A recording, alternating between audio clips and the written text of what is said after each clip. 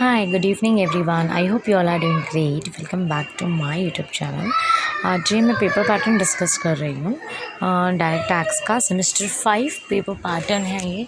टी.वाई BCom के लिए भी है, बी.एम.एस के लिए भी है। आई मीन जो कोर्सेज में होता है ये सभी का पेपर पैटर्न जो है सेम है, इधर एम.कॉम और बैफ और PBI for everyone it is same. Paper pattern है हमारा 60 मार्क का है। सिर्फ डिफरेंस है यहाँ पे कि this paper pattern 60 marks for M.Com student, otherwise for B.Com students 100 mark and for B.M.S students it's 75 marks. So जो पेपर पैटर्न का जो वेटेज है वो चेंज है। ओके 15 मार्क्स जो है कैरी करता है। यहाँ पे 15 मार्क्स का आपको एक क्वेश्चन होगा। टोटल आपको 5 क्वेश्चंस होंगे अगर आप B.Com के स्टूडेंट हो तो, और B.M.S के हो तो आपको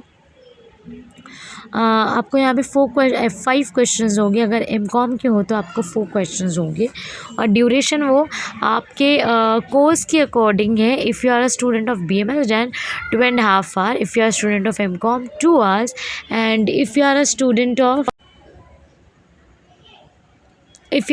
of T.Y B.Com then it's 3 hours का होगा आपका ये। तो डोंट गेट कंफ्यूज, B.Com के लिए 3 घंटों के लिए होता है पेपर और बाकी B.M.S के लिए 2.5 घंटे का होता है, M.Com के लिए 2 hours का होता है। ओके तो यहाँ पे मैंने एक्चुअली सिर्फ M.Com का ही पेपर पैटर्न लिख दिया है, बट दिस इज़ एक्चुअली मैंने ये एक्सप्लेन किया है तो अब आपको समझ में आ गया होगा कि अगर आप B.Com के स्टूडेंट आपके लिए 3 घंटा है, M.Com के स्टूडेंट 2 घंटा है, क्योंकि सेम ही सिलेबस है और सेम ही पेपर पैटर्न है। M.Com में भी कुछ भी चेंजेस नहीं है, B.M.S में भी ऑलमोस्ट सेम ही है, सिर्फ 75 मार्क्स का है और 2.5 hours है। दैट्स इट एंड 5 क्वेश्चंस हैं। अब क्वेश्चन नंबर 1 जो होगा फुल लेंथ प्रैक्टिकल क्वेश्चन होगा 15 मार्क्स का। उसी के साथ में आपको full length practical question 15 marks का मिलेगा। अब मैं आपको ये बता दूं क्वेश्चन नंबर 1 आपको रेजिडेंशियल स्टेटस से होगा और स्कोप ऑफ टोटल इनकम से होगा। तो either you can prepare 1 chapter for knowledge purpose, it is okay to study both the chapters, but for exam point of view I suggest कि आप scope of total income ही पढ़िएगा, because वो बहुत ही easy है एंड बहुत ही quickly हो जाता है और टाइम कंज्यूमिंग भी नहीं है। एंड स्पेशल ये है उसका कि this is very very simple. I mean you can do on finger tips पे आप उसको कर सकते हो within a second, as compare to that residential status is quite complicated, quite confusing. So that's why I suggest please attempt this one, scope of total income, rather of attempting residential status, because it's confusing. Sometimes you get confused in dates and all. So यहाँ पे कोई भी date wait का झंझट नहीं है, यहाँ पे सिर्फ कोड के बेसिस पे वो आपको मेरे न्यू वीडियो में देखने मिलेगा। वो अपकमिंग वीडियो में जल्दी अपलोड करूँगी तो आपको उसमें देखने मिलेगा। आपको सिर्फ 5 कोड्स याद रखने हैं और वो कोड के बेसिस पे आप ये चैप्टर को कंप्लीट कर सकते हो। ओके तो आपको वहाँ पे कुछ भी कंडीशंस नहीं है, ऐसे टर्म्स एंड कंडीशंस इसको आपको लर्न करना है, या फिर कोई डेट नहीं है जो आपको कैलकुलेट करनी है और वहाँ पर आपको कुछ कन्फ्यूजन होगा। तो I hope you got my point, क्यों अटैम्प्ट करना है scope of total income. Second है हमारा question number 2, full length practical question है 15 मार्क्स और फुल लेंथ प्रैक्टिकल क्वेश्चन है 15 मार्क्स। तो इसमें यूजुअली हाउस प्रॉपर्टी पूछा जाता है सैलरी के ऑप्शन में, तो I suggest house property is bit easy as का, और very easy I can say as compare to income from salaries, because salaries is quite lengthy, complicated, and many adjustments are there, so it's a bit difficult as compared to house property. And house property is very short and sweet, you can do it within a 10 minutes, आप वो question को solve कर सकते हो।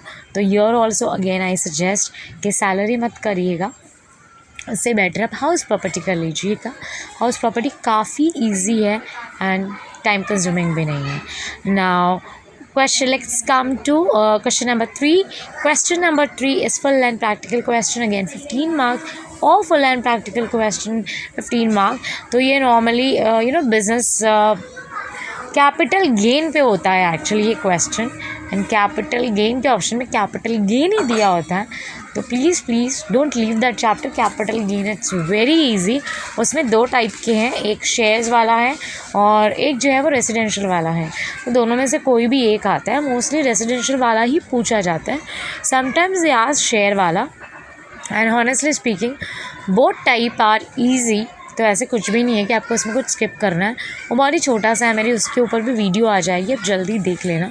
तो try to attempt that business capital gain वाला। Capital income from capital gain it's very very very easy and less time consuming as compare to other topics. और हाँ, जो मैं उसका भी एंड में सीक्वेंस बताऊँगी आपको कैसे कौन सा चैप्टर प्रिपेयर करना है एग्ज़ाम पॉइंट ऑफ व्यू से। तो प्लीज़ लास्ट तक वीडियो ज़रूर देखें, बीच में स्किप मत करिए, लास्ट का पार्ट मिस मत करना है क्योंकि उसमें आपको सीक्वेंस बताने वाली हूँ। उसके बाद में है क्वेश्चन नंबर 4, ऑब्जेक्टिव क्वेश्चंस है, मल्टीपल चॉइस है, ट्रू और false, match the columns, fill in the blanks, 15 marks. और थियरी क्वेश्चंस होगा, शॉर्ट नोट्स और short questions for 15 marks. Okay, आप जो ये बीकॉम वाले हैं उनको ही 20 मार्क्स का होगा। Got it? बाकियों के लिए 15 मार्क्स का। For BCom people it will be 20 marks. और 5 क्वेश्चंस होंगे। ऑब्जेक्टिव्स के साथ में आपको शॉर्ट नोट्स मिल जाती है, बट आई वुड सजेस्ट कि better to attempt objectives rather of attempting short notes. The reason behind that कि आपको शॉर्ट नोट में कोई फुल आउट ऑफ नहीं आप स्कोर कर पाओगे, but yes in objectives multiple choice you can score easily out of life. So that's why I suggest rather of choosing theory questions, short notes, better to choose objective questions. That would be easier, very very easy. तो आप इसी के ऊपर focus करिएगा आपका। और मैं objectives के भी वीडियोस बहुत जल्दी अपलोड करने वाली हूँ chapter wise, exam point of view के अकॉर्डिंग जो जो इम्पोर्टेंस है। और फिर मैं इसी क्विज सेशन भी कंडक्ट करने वाली हूँ। तो आपका प्रिपरेशन बहुत इजीली हो जाएगा, because end of the day हम लेकर बैठे हैं वो 400-500 ऑब्जेक्टिव्स, तो वो होते नहीं हैं। इसीलिए आई डिसाइडेड कि will do it from the beginning. I mean अभी से किया। वैसे भी आपके एग्ज़ाम्स जो है ना वो अक्टूबर में होने वाले हैं, before Diwali.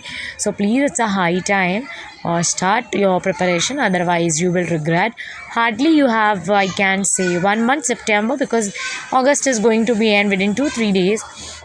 So please start your preparation, make your schedule and do regular study. अब देखो यहाँ पे जो फुल लेंथ क्वेश्चन मैंने बोला ना 15 मार्क्स के लिए, वो 8 और 7 में भी डिवाइड हो सकता है। मैं एग्ज़ाम के पहले फिर से एक और वीडियो अपलोड कर दूँगी जो कि पेपर पैटर्न के अकॉर्डिंग होगा, अगर कुछ चेंजेस हुए तो। So not to worry about that. So please इसे पूरा अच्छे से लिखिएगा बुक में। And one more thing I want to tell you, जैसे आप सीक्वेंस लेते हो कि मुझे कौन सा चैप्टर पढ़ना है, तो sometime we choose like a wrong chapter and due to that we stuck up there only, और हमारे पास फिर टाइम बहुत कम रह जाता है। तो इसीलिए आई सजेस्ट कि पहले आप income scope of total income कर लीजिएगा। वो बहुत ही ईजी है, 2 दिन में आपका वो हो जाना है। उसके बाद आप हाउस प्रॉपर्टी कीजिए, वो भी 2 से 3 दिन में हो जाएगा। उसके बाद नेक्स्ट चैप्टर जो कैपिटल गेन स्टार्ट कीजिए, it will take like 3 days। Okay, उसके बाद में आपको करना है बिजनेस प्रॉफिट ऑफ, उसके बाद आपको करना है इनकम फ्रॉम बिजनेस प्रॉफिट और ऑपरेशन वाले से, प्रोफेशन वाले से, वो बहुत इजी है। और उसके बाद में आपको करना है to income from other sources and then last में सैलरी रखिएगा। और अगर टाइम मिलता है तो रेसिडेंशियल स्टेटस कीजिए, अदरवाइज़ मत करिएगा, बिकॉज़ वो एक ऑप्शनल चैप्टर है, उसमें कुछ भी ऐसा नहीं है कि उसी में से आएगा। ओके, और लास्ट में फिर टोटल इनकम वाला कर लीजिए। I hope you like this video. Please like, share, comment and subscribe. Thank you for watching my